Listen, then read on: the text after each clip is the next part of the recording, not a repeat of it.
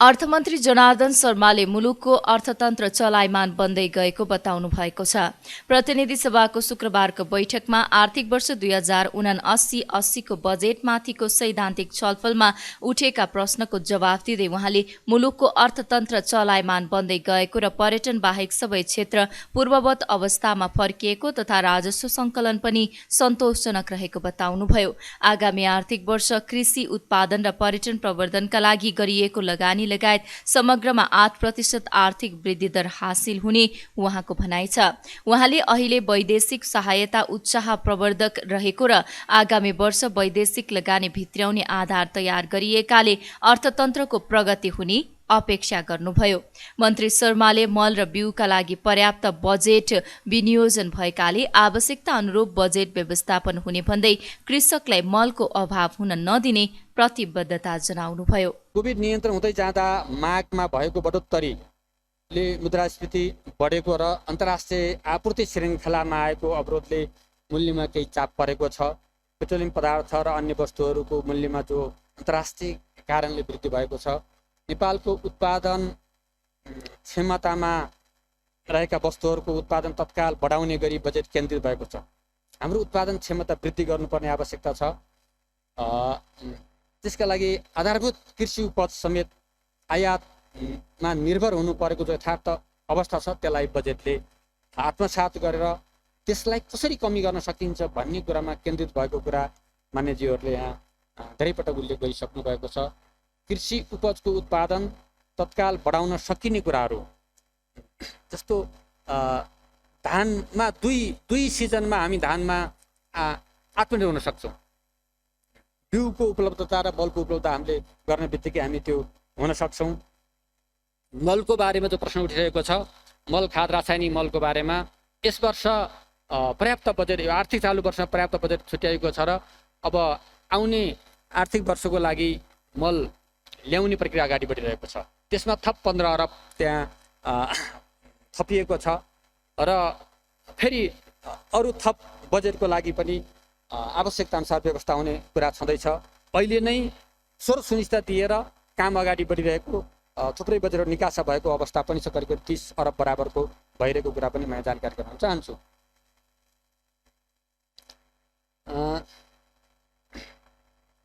अब जहाँसम्म आपूर्ति पक्षबाट हुन सक्ने मुद्रास्फीतिको विषय छ, यसका लागि नेपालको उत्पादन क्षमता भएका वस्तुहरूको आन्तरिक उत्पादन बढाउने, बजार अनुगमनलाई थप प्रभावकारी बनाउने र पेट्रोलियमको विकल्पमा हामीले एउटा क्लिन इनर्जीको प्रयोगमा बढावा दिने कुरा नै मुख्य कुरा हो। वित्तीय क्षेत्रमा तरलताको जो चाप देखिएको छ त्यसलाई घरेलु साना र मझौला उद्योगहरू जो हामीले त्यसमा लगानी गरिरहेका छौँ त्यसको के लक्ष्य थियो त भन्दाखेरि 10 लाख रोजगारी सृष्टि गर्ने, 22% त्यसले योगदान गर्नुपर्ने भन्ने लक्ष्य राखेर सुरु गरेको। त्यसको समीक्षा गर्नुपर्ने बेला भएको छ। के छ त त्यसको अवस्था भने हामी एकातिर त्यसको समीक्षा गर्ने, अर्कोतिर जुन ऋण अहिले प्रवाह गरेको छ, ऋण प्रवाह कहाँ भयो, कसरी भयो र त्यो ऋणहरू फिर्ता नहुनुको पछाडिको कारण के हो भने त्यसको पनि अध्ययन गरेर त्यसलाई पनि फेरि एउटा भनौँ मार्केटमा ल्याउनु पर्ने आवश्यकता भएको छ अथवा फिर्ता ल्याउनु पर्ने आवश्यकता भएको छ। त्यो आधारबाट एउटा हामीले अध्ययन गर्नुपर्ने, हेर्नुपर्ने, सच्याउनु पर्ने कुरा त्यहाँ छन् भने अर्कोतिर वैदेशिक लगानीको हामीले लागि आवश्यक सहजताको कुरा पनि गरेका छौँ। वैदेशिक लगानी भित्र्याउने कुरा र हाम्रो रेमिटेन्सलाई अझ छन् थप व्यवस्थित उत्साहित गरेर बाहिर जाने श्रमिकहरूबाट रेमिटेन्स भित्र्याउने कुरा, पुँजीगत खर्चको वृद्धि गर्ने कुरा मार्फत नै तरलताको व्यवस्थापन गर्न सकिने हो। अब पुँजीगत खर्च गर्नका लागि हामीलाई यस वक्तव्य मार्फत के भनेको छ भन्दाखेरि विकास सम्बन्धी एउटा ऐन तत्काल हामीले ल्याएर अगाडि बढाउनुपर्छ भन्ने कुरालाई त्यहाँ स्पष्ट गरिएको छ। जसले गर्दाखेरि जहाँ काममा अवरोध भएको छ, समस्या भएको छ, त्यसको अध्ययन भएको छ।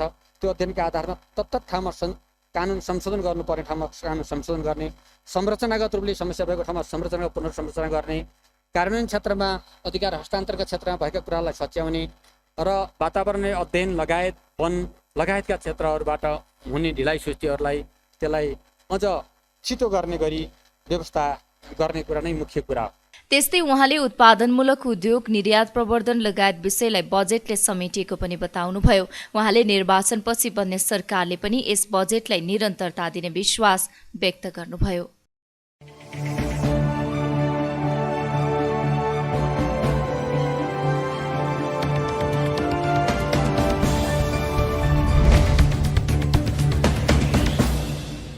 देशमा भएको मूल्य वृद्धिबारे अनुगमन गरी कारण पत्ता लगाएर मूल्य वृद्धि अन्त्य गर्नुपर्नेमा सांसदहरूले जोड दिएका छन्। प्रतिनिधि सभाको शुक्रबारको बैठकमा पेट्रोलियम पदार्थको मूल्य वृद्धि सम्बन्धी जरुरी सार्वजनिक महत्त्वको प्रस्तावमाथिको छलफलमा भाग लिँदै उनीहरूले मूल्य वृद्धिले सर्वसाधारण जनतालाई आफ्नो दैनिकी चलाउन समेत समस्या भएकाले यसको दीर्घकालीन समाधानका उपाय खोजिनुपर्ने बताएका हुन्। छलफलमा कङ्ग्रेसका महामन्त्री गगन कुमार थापाले नेपाललाई पेट्रोल, डिजेल र एलपीजी ग्यास मुक्त बनाउनु पर्ने बताउनुभयो। उहाँले आयातको सबैभन्दा ठूलो व्यापार घाटा पेट्रोलियम पदार्थ भएकोले यसलाई मुक्त बनाउनु पर्ने आवश्यकता रहेको धारणा राख्नुभयो। नेपालमा इन्धन भण्डारण क्षमता धेरै नभएको भन्दै उहाँले कच्चा तेल किनेर प्रशोधन गर्ने व्यवस्था मिलाउन योजना बनाउनु पर्ने बताउनुभयो। मध्यम स्तरमा म ध्यान आकर्षित गर्न चाहन्छु। हाम्रो स्टोरेज 6 महिना होइन, जम्मा 8-10 दिनको मात्रै छ। हामीले गफ गरेर बनाएन। हामीले स्टोरेज क्यापासिटी हामीले बढाउनै पर्छ। त्यसो गरेको आज हामीसँग अलिकति भए पनि थोरै राहत हुन्थ्यो। र क्रुड ओइल र रिफाइन्ड ओइलको बिचमा अहिले पेट्रोलियम प्रडक्टको बिचमा जुन प्राइसको डिफरेन्सेस आएको छ, यसले हामीले के सङ्केत गरेको छ, आगामी दिनमा झन् अप्ठ्यारो हुनसक्छ। भारतमा सस्तो, हामीका धेरै महँगो हुनसक्छ। त्यसैले क्रुड किनेर अन्त कतै राखेर रिफाइन गर्न सक्ने व्यवस्था गर्न सकिन्छ कि यसको बारेमा अलिकति सोचौँ। अर्को कुरा, यो संसद चलिरहेको बेलामा मान्य मन्त्रीजीले आग्रह गर्न चाहन्छु, पेट्रोलियम ऐन चाहियो हामीलाई। पेट्रोलियम ऐन हामीले यहाँ लिएर आयो भने बल्ल त्यसले हामीले के बाटो देखाउँछ। र मेरो अन्तिम कुरा भनेको, जति हामीले अहिले यो सबै अहिले गर्ने कुराहरू हो, तर आजकै मितिबाट के सुरु गर्नु पर्यो, नेपाललाई पेट्रोल, डिजेल, एलपीजी ग्यास मुक्त देश बनाउन आजैबाट हामीले महत्त्वकांक्षी योजनाका साथ 5 वर्षमा यहाँ, 6 वर्षमा यहाँ, 10 वर्षभित्रमा यसलाई निमिट्यान्न पार्ने भनेर लाग्यो भने बाँच्छौँ हामीले। नभए हामीले अलिअलि कर घटाउँला, यता घटायो अर्कोतिरबाट कहीँ न कहीँ बढाउनु परिहाल्छ, फेरि कतै न कतै घुमेर त्यही नै आउने हो। केही क्षणको लागि राहत त होला। मुख्य कुरा भनेको हाम्रो आयातको सबैभन्दा ठुलो व्यापार घाटा हेऱ्यो भने 11-12% हिस्सा यसको छ। यो त बढ्दै जान्छ, प्रयोग पनि बढ्छ, मूल्य पनि बढ्छ। हाम्रो नियन्त्रणमा धेरै कुरा छैन। त्यसैले यसको उपाय भनेको हामीले यसबाटै देशलाई मुक्त गर्ने, पेट्रोल, डिजेल, एलपीजी ग्यास मुक्त देश बनाउने, यसको लागि आजैबाट काम गर्ने, यो उपाय पनि सुरु गर्नुपर्ने छ। तर अहिलेको लागि भने म फेरि एकपल्ट ध्यान आकर्षित गराउन चाहन्छु, हामीले कहीँ न कहीँ आज यो 10 रुपियाँ घटाइएको छ, योभन्दा बाहेक अरू केही ठाउँहरू छन् घटाउनु मिल्ने ठाउँहरू छन्, त्यसबाट घटाएर भए पनि केही राहत दिनको लागि म आग्रह गर्न चाहन्छु। त्यस्तै कङ्ग्रेसका सांसद डाक्टर मिनेन्द्र रिजालले डिजेल र पेट्रोलमा 1 रुपियाँ कर लगाउनु उपयुक्त भए पनि अन्य कर थप गर्दा समस्या देखिएको बताउनुभयो। उहाँले मूल्य वृद्धि नियन्त्रणका लागि सरकार गम्भीर हुनुपर्ने धारणा राख्नुभयो। सुरुमा यो फ्युल लेभी बनाउने क्रममा म एउटा काम नै गर्थेँ कि नेपालको सडक बोर्ड बनाउने क्रममा नेपालमा 1 रुपियाँ डिजलमा र 3 रुपियाँ पेट्रोलमा गएर देशभरिको राष्ट्रिय राजमार्गहरूको मर्मत सम्मारको काम गरौँ भनेर त्यहाँबाट सुरु भएको। अहिले हरेक चिज बुढी गण्डकीलाई पैसा चाहिँ ती चाहियो, तीबाट सरकारलाई अरूतिरबाट पैसा चाहियो, तीबाट ल्याउने भनेर जे चाहियो पैसा ती नहुने। अघिल्लोपल्ट 2 वर्ष अगाडि 3 वर्ष अगाडि मैले त्यस बेलाको अर्थमन्त्रीजीसँग भने यसरी यो ठाउँबाट पैसा नउठाउँ जाति हुन्न भनेर। त्यो एउटा विषय हो, यो आफैमा समस्या होइन। तर समस्या अर्को चाहिँ के हो भन्दा पूर्वाधारको कर उठाउने कुरा भन्दा फ्युलको वारी र पारी भारततिर र नेपालतिर हुने मूल्यमा धेरै ठुलो फरक भयो भने या त हामी कहाँ धेरै सस्तो भयो उतातिर जान्छ, बाहिरबाट विदेशी मुद्रा खर्च गरेर लिएर आउनु तेल अर्कोतिर जान्छ। हामी कहाँ धेरै सस्तो भयो भने उतातिर धेरै सस्तो भने उताबाट यतातिर आउने गर्दछ। त्यसैले बोर्डरको पोरस पोइन्टको समस्या हो। त्यसैले तेलको बिजुली तेलको कुरालाई एकातिर राख्नुपर्छ हामीले। तर अर्को कुरा जनतालाई राहत दिने कुरामा हामीले संहिता लिएर आयौँ। सरकार छ, स्थानीय तह सरकार छ, वार्डसम्म सरकार छ, सिधै पुर्याउन जनता कहाँ। त्यस्तै एमालेका सांसद गोकुल बास्कोटाले पेट्रोलियम पदार्थ र खाद्यान्नमा सबैभन्दा बढी डलर विदेशी नै भएकाले 2-4 महिनामै श्रीलङ्काको हालतमा पुग्ने चेतावनी दिनुभयो। पेट्रोलियम पदार्थ सहितका वस्तुमा भएको मूल्य वृद्धि प्रति सरकार रमिते बनेको उहाँको टिप्पणी छ। मूल्य वृद्धि बढ्छ, यसको चेन असर पर्छ भन्ने कुरा थाहा भएन। प्रिभेन्सनको कुनै उपाय किन अपनाइएन?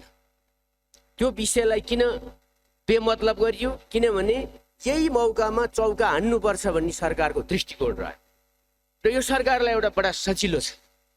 किनभने पहिला 1 रुपियाँ मूल्य वृद्धि कतै बढ्यो भने अटोमेसनमा गएर बढ्यो भने मण्डला तात्यो। सरकारले बढाउँथ्यो, अहिले आइओसीले बढाएर ल्याइदिन्छ, पठाइदिन्छ। यो एउटा न्यारेटिभ सिर्जना गर्न खोजिया छ। म भन्न चाहन्छु यसको असर तपाईसित चामल छ भने पनि कर्णालीमा पठाउन सक्नुहुन्न। कर्णालीमा तेल उत्खननको कुरा, ग्यास उत्खननको कुरा कहाँ पुग्यो? सरकारको नीति कार्यक्रममा देखिएन। आगो लागेपछि कुवा खन्ने यो सरकारको नीति हो। त्यसकारणले झन् मूल्य वृद्धि सङ्कटमा पर्दै जान्छ। पेट्रोल र खाद्यान्नमा सबभन्दा बढी हाम्रो डलर बाहिर गइरहेको छ, सञ्चित डलर। त्यो हो भने अर्थशास्त्रीहरूले आशंका गरेको कुरो सही प्रमाणित हुन्छ अबको 2-4 महिनामा, किनभने डलर सिद्धिन्छ र हामी श्रीलङ्का हुनेवाला छौँ। पाइपलाइनको कुरा के भयो? स्रोतहरूको, साधनहरूको कसरी सदुपयोग हुन्छ? विभिन्न तरिकाले चुहावटहरू कसरी नियन्त्रण गरिन्छन्? यो चिजमा केही पनि मतलब छैन। तर सरकार, सभामुख महोदय, चिर निन्द्रामा परेको छ र चिनी ब्राजिलले रोकिसक्यो। कान खोलेर सुन्नुहोस् यो सरकारले। अब हाम्रा चाडबाड सुरु हुँदैछन्, फेरि त्यही गर्ने कि मैले सक्नै लागि सभामुख महोदय। म यति मात्रै अनुरोध गर्न चाहन्छु कि सरकार अहिले भाउ घट्छ कि बढ्छ? युरोपियन युनियनले हिजो अस्ति मात्रै 2/3 रुसबाट निर्यात हुने, युरोपका लागि निर्यात हुने पेट्रोलियम पदार्थको आपूर्ति कटौती गरेको छ। त्यसबाट मूल्य घट्छ कि बढ्छ? के हुन्छ? हाम्रा कूटनीतिक निकाय के गर्दैछन्? त्यसअघि सार्वजनिक महत्त्वको प्रस्ताव पेश गर्दै एमालेका प्रमुख सचेतक विशाल भट्टराईले अर्थतन्त्रका प्रमुख परिसूचकप्रति सरकारले यथेष्ट ध्यान पुर्याउन नसक्दा जनताको जनजीविकासँग जोडिएका खाद्यान्न लगायत अन्य उपभोग्य वस्तुको व्यापक मूल्य वृद्धि भएको बताउनुभयो। सरकारले मुद्रास्फीतिलाई रोक्नको साटो दिनानुदिन खाना पकाउने ग्यास, डिजेल, पेट्रोल, मट्टीतेल लगायत पेट्रोलियम पदार्थको मूल्य स्वचालित रूपमा 15 दिनमा एक पटक समायोजन गर्न सक्ने प्रावधान विपरीत मूल्य बढाएको उहाँले बताउनुभयो। अहिले सरकारले घटाउने ठाउँै नभएको होइन, हामी पनि व्यवहारिक कुरा बुझ्छौँ। अन्तर्राष्ट्रिय बजारमा पेट्रोलियम पदार्थको मूल्य बढेको कुरा हामी पनि बुझ्छौँ, सुन्छौँ। अहिले हेर्दाखेरि पेट्रोलमा 63 रुपियाँ 23 रुपियाँ सरकारले ट्याक्स लिन्छ, डिजेलमा 45 रुपियाँ 91 पैसा लिन्छ, मट्टीतेलमा 19 रुपियाँ 46 पैसा लिन्छ र खाना पकाउने ग्यासमा 297 रुपियाँ 97 पैसा ट्याक्स लिन्छौँ हामी। भने हामीले घटाउन सक्ने सम्भावना त प्रशस्त मात्रामा छ नि पेट्रोलियम पदार्थको मूल्य। अरू छिमेकी मित्र राष्ट्रहरूले अन्तर्राष्ट्रिय बजारमा मूल्य बढो भन्दैमा यहाँ बढाउनै पर्छ भन्ने कुरा होइन। ट्याक्सबाट पनि हामी त्यो समायोजन गर्न सक्छौँ, तर त्यो यत्रो ठुलो मात्रामा ट्याक्स लिँदाखेरि पनि सरकारले त्यो घटाउने खालको कुनै पनि प्रयास गरेको हामीले देखिएन। त्यही भएर हामीले यो जरुरी सार्वजनिक महत्त्वको प्रस्ताव संसदमा दर्ता गऱ्यौँ। अब सरकारका सामुन्नेमा भएका विकल्पहरू धेरैवटा छन्, त्यसभित्र मध्येको एउटा विकल्प कर घटाउने पनि हो। र अहिले यदाकदा बजारमा के सुनिन्छ भने नेपाल आयल निगमले पेट्रोलियम पदार्थको आयातमा जुन खालको एकाधिकार छ त्यो एकाधिकारको अन्त्य गर्ने आकर्षक नाराको पछाडि यसलाई निजी क्षेत्रलाई जिम्मा दिने एउटा अर्थ यो वार्षिक बजेटमा पनि यो प्राप्त भएको छ, नीति कार्यक्रममा पनि भनिएको छ। निजी क्षेत्रलाई दिने आधार के हो त? अहिले हामीले नेपाल आयल निगमले गर्दै आएको पेट्रोलियम पदार्थको आयातको कारोबार निजी क्षेत्रलाई दिनलाई कुन नियमका आधारमा, कुन कानुनका आधारमा हामी दिन्छौँ? निर्देशिकाले त हुँदैन होला, निर्देशिका कार्यविधि कानुन होइनन्, ऐन बनाउनु पर्यो। प्रस्तावमा सांसदहरू यज्ञराज सुनवार, गणेश प्रसाद पहाडी र राजेन्द्र प्रसाद लिङ्गदेलले समर्थन गर्नुभएको छ। 1 जेठ 9 गते सो प्रस्ताव संसद सचिवालयमा दर्ता भएको थियो।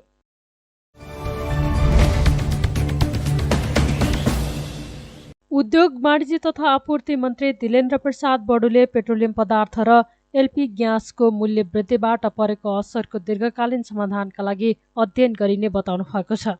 प्रतिनिधि सभाको शुक्रबारको बैठकमा पेट्रोलियम पदार्थको मूल्य घटाउने सम्बन्धी जरुरी सार्वजनिक महत्त्वको प्रस्तावमाथिको छलफलमा उठेका विषयमा जवाफ दिँदै मन्त्री बडुले पेट्रोलियम पदार्थ र एलपी ग्यासको माग, आपूर्ति र वितरण प्रणालीलाई व्यवस्थित गर्दै मूल्य समायोजनबाट समग्र अर्थतन्त्रमा परेको असर र समाधानका लागि दीर्घकालीन उपायबारे सुझाव दिन उच्च स्तरीय समिति गठन गरिने बताउनु भएको हो।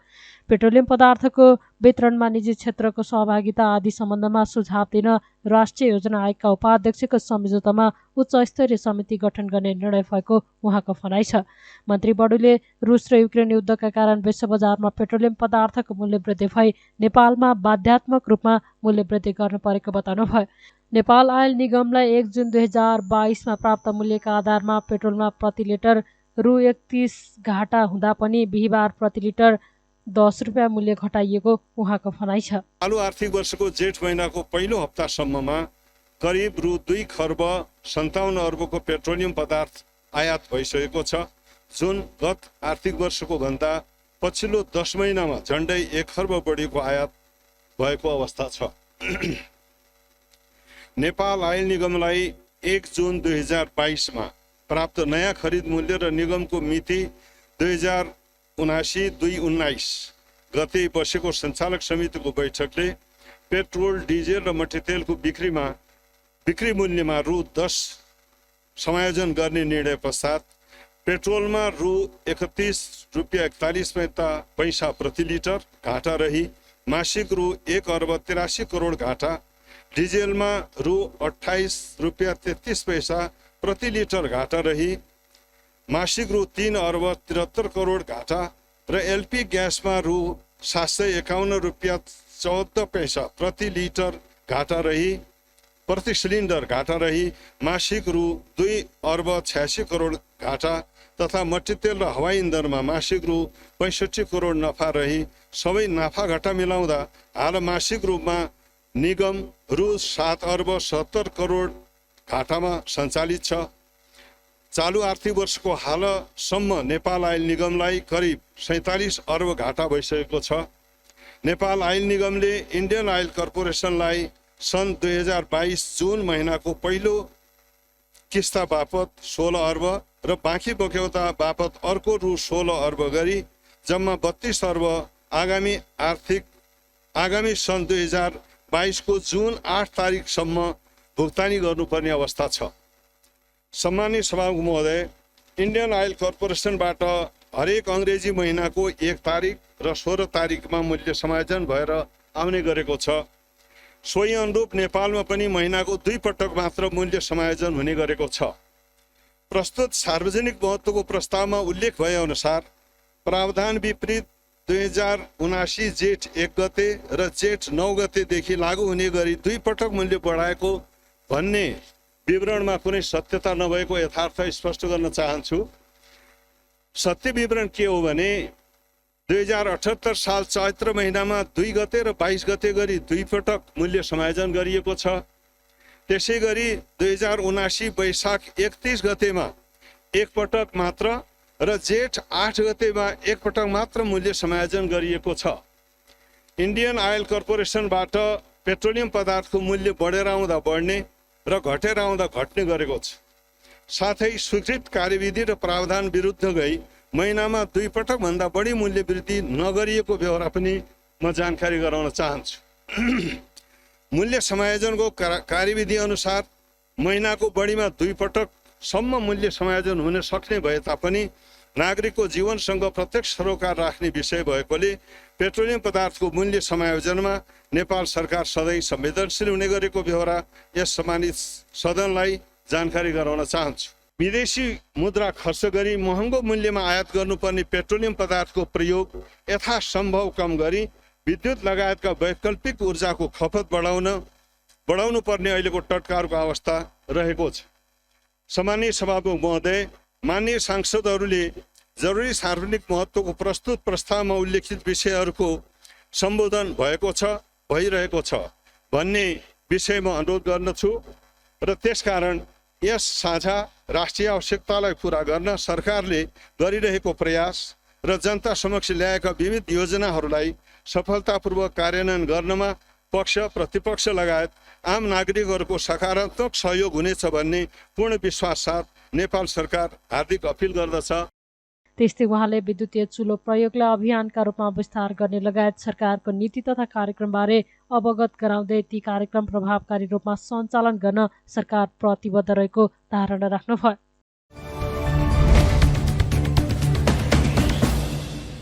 राष्ट्रिय सभाको बैठकले संघीयता कार्यान्वयन अध्ययन तथा अनुगमन संसदीय विशेष समिति गठन गरेको छ। शुक्रबार बसेको राष्ट्रिय सभाको बैठकले सांसद डाक्टर खिमलाल देवकोटाको संयोजकतामा सांसद प्रकाश पन्त, उदय बहादुर बोहरा, डाक्टर विमला राई पौडेल, रामचन्द्र राई, माया प्रसाद शर्मा र प्रमिला कुमारी सदस्य रहेको समिति गठन गरेको हो। यही जेठ 19 गतेको राष्ट्रिय सभा बैठकबाट सर्वसम्मत रूपमा स्वीकृत भएको संकल्प प्रस्तावमा उल्लेख भएअनुसार संघीयता कार्यान्वयन सम्बन्धमा राजनीतिक, वित्तीय, प्रशासनिक संरचना लगायत सबै पक्षको अध्ययन गरी राष्ट्रिय सभामा प्रतिवेदन पेश गर्न सो विशेष समिति गठन गरिएको राष्ट्रिय सभा अध्यक्ष गणेश तिमल सिन्हाले जानकारी दिनुभयो। उक्त विशेष समितिको कार्यावधि कार्य प्रारम्भ गरेको मितिले 4 महिना हुने उहाँले जानकारी दिनुभयो। 2079 जेठ 19 गते यस सभाबाट सर्वसम्मतिले स्वीकृत भएको संकल्प प्रस्तावमा प्रस्तावित संघीयता कार्यान्वयन सम्बन्धमा राजनीतिक, वित्तीय, प्रशासनिक, संरचनागत लगायत सबै पक्षको अध्ययन गरी राष्ट्रिय सभामा प्रतिवेदन पेश गर्ने गरी माननीय खिमलाल देवकोटाको संयोजकत्वमा माननीय प्रकाश पन्त, माननीय डाक्टर विमला राई पौड्याल, माननीय उदय बहादुर बोहरा, माननीय माया प्रसाद शर्मा, माननीय रामचन्द्र राई र माननीय परिमला कुमारी सदस्य रहने गरी राष्ट्रिय सभा नियमावली 2075 को नियम 167 बमोजिम संघीयता कार्यान्वयन अध्ययन तथा अनुगमन सम्बन्धी संसदीय विशेष समिति गठन गरेको छु। माननीय सदस्यहरू, प्रस्तावित समितिको कार्यावधि समितिले कार्य प्रारम्भ गरेको मितिले 4 महिना हुनेछ। समितिले आफ्नो कार्यक्षेत्र अन्तर्गतको जिम्मेवारी सुव्यवस्थित ढङ्गले सञ्चालन गर्न राष्ट्रिय सभा नियमावली 2075 को अधीनमा रही आवश्यक कार्यविधि, कार्ययोजना र कार्यतालिका बनाई लागू गर्न सक्ने बेहोरा समेत जानकारी गराउँदछु। माननीय सदस्यहरू, संघीयता कार्यान्वयन अध्ययन तथा अनुगमन संसदीय विशेष समिति गठन सम्बन्धी प्रस्तावलाई सहमति जनाइदिनु हुन अनुरोध गर्दछु। सभाका अध्यक्ष तिमल सिन्हाद्वारा प्रस्तुत उक्त नामावली सहितको समिति गठनको प्रस्तावलाई बैठकले सहमति जनाएको हो।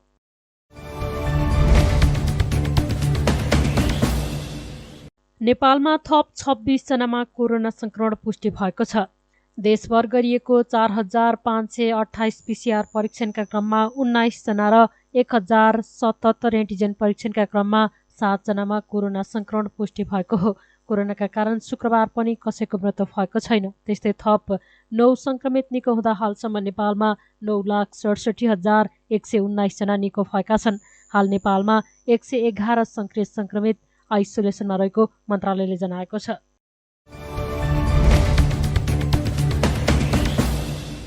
नेपाली कांग्रेसका महामन्त्री विश्वप्रकाश शर्माले स्थानीय तहको गठबन्धन बीचको चुनावी तालमेलमा आशंका नगर्न आग्रह गर्नुभएको छ।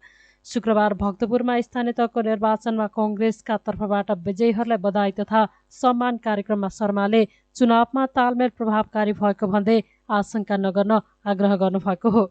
उहाँले कांग्रेस, माओवादी केन्द्र र नेकपा एकीकृत समाजवादीले तालमेलकै कारण केही सिटमा जित हासिल गरेको तर्क गर्नुभयो। शर्माले सबै स्थानीय तहमध्ये केहीमा मात्र तालमेल भएको भन्दै तालमेलमा हल्ला धेरै भएको जिकिर गर्नुभयो। उहाँले स्थानीय तहमा प्रभावकारी रूपमा काम गर्न जनप्रतिनिधिलाई सुझाव दिनुभयो।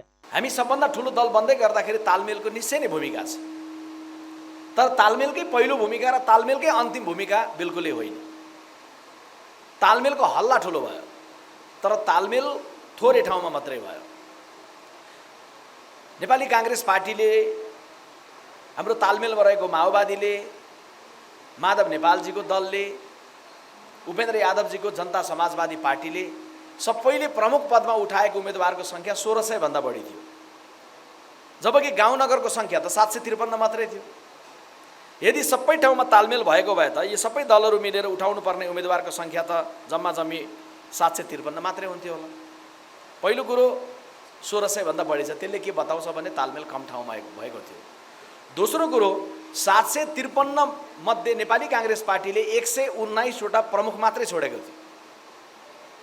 जम्मा 119 वटा छोडिराखेर हामीले 634 वटा प्रमुख सहित हामी उम्मेदवार भएर हामी गएका थियौँ। जब नेपाली कांग्रेस पार्टीले अहिले विजय हासिल गर्दै गर्दाखेरि तालमेलको कारण भएको विजयको आकार पनि छ, तर सँगैमा नेपाली कांग्रेस पार्टीले एक्लै चुनाव लडेर एक्लै विजय हासिल गरेको उदाहरणहरू पनि छ। त नेपाली काङ्ग्रेस पार्टी पहिलो दल हुँदै गर्दा अलिकति केही साथीहरूले चाहिँ अन्य दलका साथीहरूले चाहिँ नेपाली काङ्ग्रेस पार्टीले लाभ लियो र हामी चाहिँ लाभान्वित हुन सकेनौँ भन्ने कोणबाट कतिपयले बोल्नुभयो भन्ने खालको विषयहरू आएको छ। सार्वजनिक रूपमा जवाब दिने कुरो राम्रो हुँदैन, तर पनि पार्टीका साथीहरूलाई स्पष्ट गर्नका लागि मैले के बताउनुपर्छ भने तालमेलबाट हामी सबै लाभान्वित भएका छौँ। नेकपा माओवादीको अघिल्लो पटकको निर्वाचनको जुन गणित हो 74 सालको त्योभन्दा बढोत्तरी भएको छ। माधव नेपालजीको दल पहिलोपटक चुनाव लडिरहेको थियो, पहिलोपटक परिचय कार्यक्रम जस्तो थियो, नाम पहिलोपटक सुनाइदै थियो, चुनाव चिन्ह पहिलोपटक बुझाइँदै थियो। उहाँहरूले हेर्दै गर्दा काठमाडौँको उपप्रमुख हार्यौँ भनेर बुझ्नुभयो भने काठमाडौँको प्रमुख त हामीले पनि हार्यौँ नि। उहाँहरूले हारेको भूगोल देख्नुभयो भने उहाँहरूले प्राप्ति गर्नु भएन। तर उहाँहरूले नयाँ खुलेको दलले देशभरिको उपमहानगरमध्ये हेटौँडा फर्केर हेर्नुभयो भने हेटौँडाको प्रमुख आज माधव नेपालजीको दलले विजय हासिल गरेको छ र हामी उपप्रमुखमा विजयी भएर हामीले एकसाथ उभिएर जितेका छौँ। यदि हामीले एउटाले अर्कोलाई आशंका गऱ्यौँ भने पोखरामा यत्रो ठुलो महानगर, देशको पर्यटकीय राजधानी मानिने सुन्दर एउटा नगरी पोखरामा माधव नेपालजीको उम्मेदवार कलम चुनाव चिन्ह लिएको उम्मेदवारले प्रमुखमा जित्नुभयो, त्यो हाम्रो साथ हो। हामी नै सानो भएर उपप्रमुख लडेका हौँ। आशंका गर्ने हो भने प्रमुख उहाँहरूले जित्दै गर्दा उपप्रमुख हामीले किन हार्यौँ? उहाँहरूलाई प्रमुख जिताउँदै गर्दाखेरि हामीले उपप्रमुख त गुमायौँ नि। तर हामी त्यो कुरोलाई आधार मानेर, एउटा ठाउँलाई मानेर हामी आशंका गर्ने कुरोलाई उचित मान्दैनौँ। हामीलाई मत नदिनेहरूको पनि हामीले मत नदिएर गल्ती पो गरेछौँ भन्ने पछुतो बनाउने अवस्था बनाउनुपर्छ। यो राजनीतिका प्रतिको आकर्षण बढाउने कुरा पनि सोच्नुपर्छ। हामीले बोलिरहने अभिव्यक्तिबाट हामीले अरूलाई गाली गरिरहन जरुरी छैन। हामीले यो राजनीतिलाई किन कसैले परबाट हेर्दै गर्दा वितृष्णा राख्छ? तपाईँकै घरमा छोरो या भतिजोले किन राजनीतिप्रति वितृष्णा राख्छ? +2 पढ्दै गरेको युवकले किन राजनीतिप्रति वितृष्णा राख्छ भन्यो भने मञ्चमा उभिएर बोल्दै गरेको एउटा नेताको अभिव्यक्ति सुन्यो भने उसले शालीनता नराखिरहेको हुन्छ, दारे हात लगाइरहेको हुन्छ, देखाइदिन्छु भनिरहेको हुन्छ, अहङ्कारको अभिव्यक्ति राखिरहेको हुन्छ, खसालिदिन्छु भनिरहेको हुन्छ, अब हाम्रा दिन आए भन्छ, अब तिम्रा दिन गए भनिरहेको हुन्छ। यो खालको अभिव्यक्ति नेपाली काङ्ग्रेस पार्टीको लागि सुहाउँदैन, हामी राख्दैनौँ। नेपाली काङ्ग्रेस पार्टीका केन्द्रदेखि वडा तहसम्मका कुनै नेताले राख्नुहुन्छ भने म आग्रह गर्न चाहन्छु, अहङ्कारको अभिव्यक्ति राख्नका लागि, धम्कीको अभिव्यक्ति राख्नका लागि, अर्कालाई ध्वास दिने अभिव्यक्ति राख्नका लागि नेपाली काङ्ग्रेसको मञ्च छैन। कम्युनिस्ट पार्टीका मञ्चहरू खाली छन्, खुला छन्, उतैबाट गएर राख्ने कुरा सुहाउँछ। नेपाली काङ्ग्रेस पार्टीले समग्रतामा एउटा रूपान्तरित दल बन्नु छ, नेपाली काङ्ग्रेस पार्टीले आधुनिक दल बन्नु छ। धरानमा हर्क साङपाङको विजय होस्। यद्यपि अन्य पनि स्वतन्त्र उम्मेदवारहरूको जित भएको छ, तर धनगढीका स्वतन्त्र उम्मेदवार दलमै आबद्ध हुनुहुन्थ्यो अलिअघिसम्म। बर्दिवासको उम्मेदवार दलकै बागी हो, जनकपुरको उम्मेदवार दलकै बागी हो। तर साँचो अर्थमा स्वतन्त्र भएर आएका दुईटा उम्मेदवारहरूले प्राप्त गर्दै गरेको मतलाई पनि एउटा आवेगका साथ आएको मतसँगै त्यहाँ केही विवेक पनि मिसिएको छ भन्ने कुरालाई पनि हामीले हेक्का राख्नुपर्छ। उहाँले मुलुकको विकासका लागि स्थानीय तहको भूमिका महत्त्वपूर्ण हुने भन्दै 5 वर्षको कार्यकालको सही रूपमा उपयोग गर्न पनि निर्देशन दिनुभयो।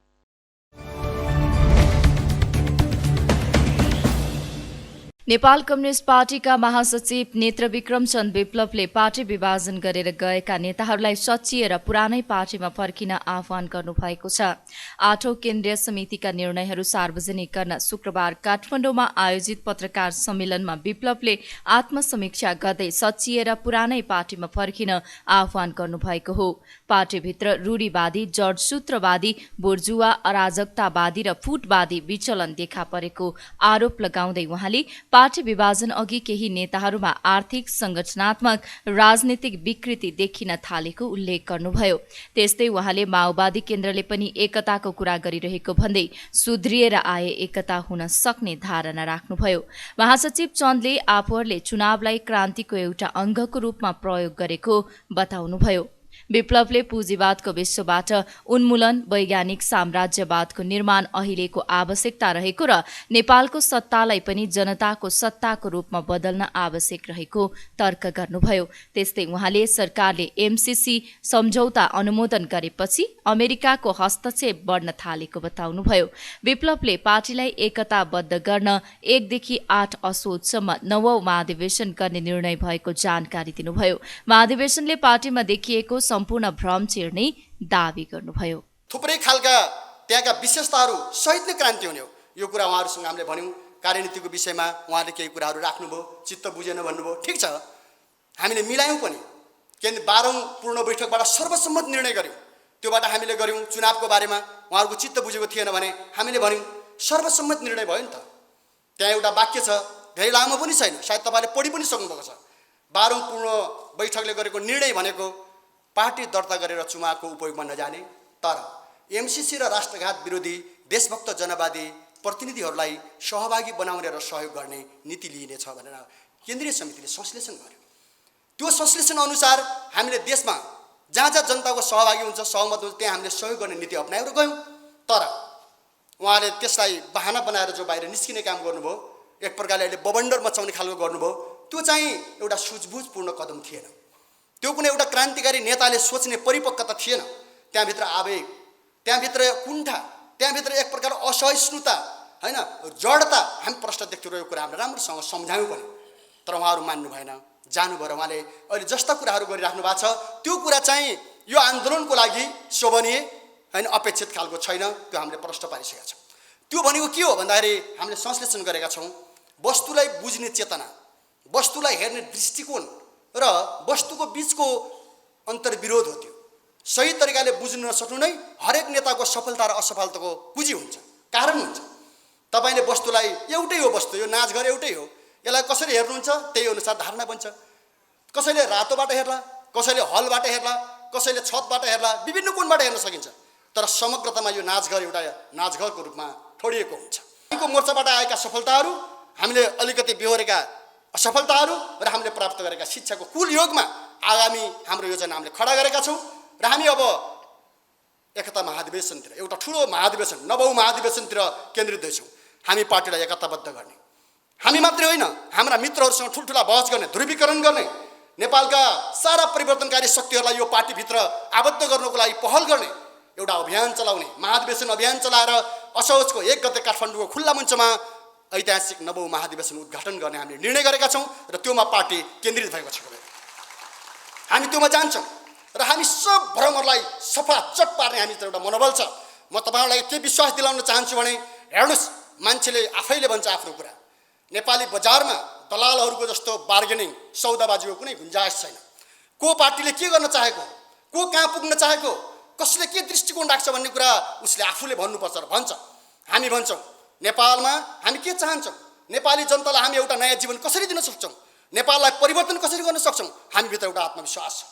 हामीलाई जुनसुकै पहाडले थिच्न खोजे पनि, साम्राज्यवादीका ठुला ठुला पहाडले हामीलाई थिच्न खोजे भने हामी त्यसको विरुद्धमा विद्रोह गर्न सक्छौँ भन्ने हामीभित्र एउटा मनोबल छ। र त्यो मनोबलसहित महाधिवेशनको अभियानमा हामी भाग लिन्छौँ। अर्को पनि छ, नेपालका दलालहरूले जतिसुकै षड्यन्त्र गरे पनि, जतातिरबाट हमला गरे पनि त्यो हमलाको प्रतिरोध हाम्रो पार्टीले गर्छ। नेता र कार्यकर्ताको पङ्क्तिले त्यसलाई सामना गर्छ भन्ने हामीसँग एउटा उच्च मनोबल छ। त्यसैले विभिन्न खालका घेराबन्दीहरू छन्, हामी बुझ्छौँ। बाहिरबाट भित्रबाट हाम्रा सङ्घर्षहरू आजको होइन। हामीले तपाईँको 72 सालदेखि लगातार राष्ट्रिय स्वाधीनताको पक्षमा लडाइँ लडेका छौँ। हामीले अपर कर्णालीलाई रोकेका छौँ, हामीले अरुण 3 मा हस्तक्षेप गरेका छौँ, हामीले नेपालमा अनाधिकारिक ढङ्गले बसेका कार्यहरूको विरुद्धमा सङ्घर्ष गरेका छौँ।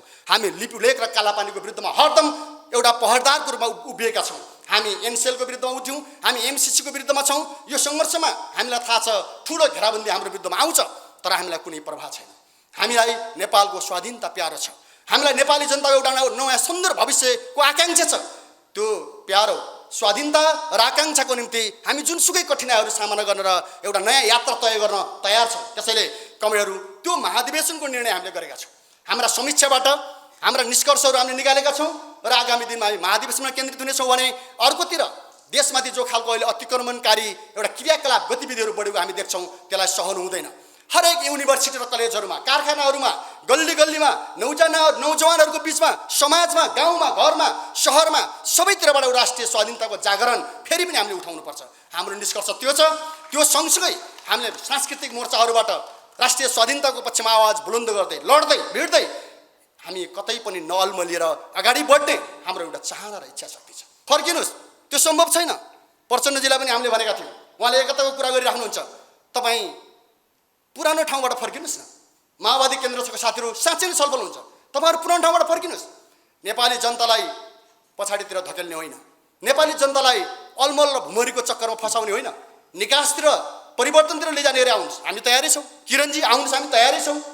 तपाईँहरू पनि सुध्रिनुहोस्। तपाईँहरू सुध्रिनुहुन्न भने तपाईँको अन्त्यलाई कसैले भगवान्ले पनि बचाउन सक्दैन भने जस्तै कुरा हो। त्यसैले त्यसरी जानु हुँदैन। सडकमा हिँडिराखेका मान्छे कुनै चटकेले चटक देखा जस्तो कुराबाट त हुँदैन नि आन्दोलन। बोध गर्नुपर्छ, त्यसलाई गम्भीर ढङ्गले बोध गर्नुपर्छ होइन।